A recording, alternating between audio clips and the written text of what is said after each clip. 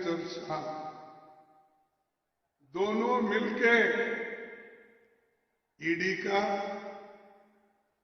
Income tax का, CBI का डर बता कर एमएलए को, एमपीज को डरा रहे हैं।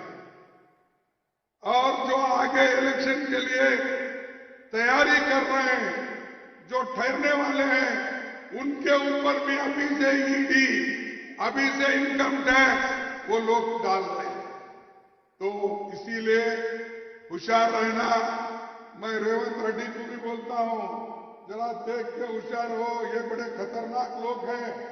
इसीलिए जब ये खतरनाक लोग हैं, इनको उसी तरीके से लड़ना जो वो लड़ रहे हैं, उनसे ज्यादा ताकत लग के लड़ना चाहिए। Modi Amit Shah ED income tax సిబిఐని ఉపయోగించి ఎమ్మెల్యేలని ఎంపీలని బెదిరిస్తున్నారు. పోటీ చేసే వాళ్ళని కూడా బెదిరిస్తున్నారు. నేను రేవంత్ రెడ్డి గారిని కూడా ముందస్తుగా చెప్తున్నా, మీరు కూడా జాగ్రత్తగా ఉండండి. नरेंद्र मोदी रॉन्ग उनको अकेले को नहीं बोला, रेवंत रेड्डी और उनके जो कांग्रेस के नेता लोग हैं, ये सभी होशियार रहना चाहिए।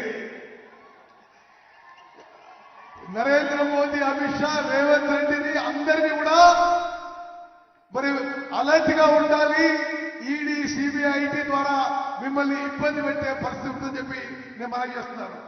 जब जब तुम्हारी ताकत बढ़ती है, तब तब वो तुमको कमजोर करने के लिए खेल खेलते हैं।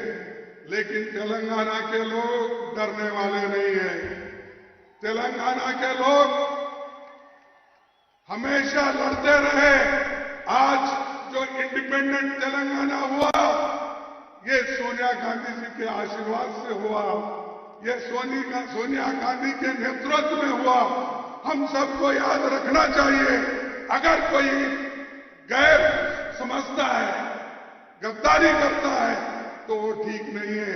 एक आदमी ने तो गद्दारी किया, लेकिन अब पछता रहूंगा। कई लोग कोई बोलते हैं सोया है, कोई बोलते हैं उठा है, कोई बोलते हैं बात कर रहा है, बोलते हैं, मुझे मालूम नहीं। लेकिन जो कांग्रेस के साथ गद्दारी करता है, वो एक न एक दिन जरूर हारता है। బీజేపీ భయపెట్టించే ప్రయత్నం చేస్తుంది, కానీ తెలంగాణలో భయపడే వాళ్ళు ఎవరు లేరు. తెలంగాణలో సోనియా గాంధీ ఇచ్చిన తెలంగాణలో ఎవరు బీజేపీకి, నరేంద్ర మోదీకి, అమిత్ షాకి భయపడరు. కాంగ్రెస్ పార్టీని మోసం చేసిన వాళ్ళు, ద్రోహం చేసిన వాళ్ళు సమాజం ఎప్పుడు కూడా క్షమించదు.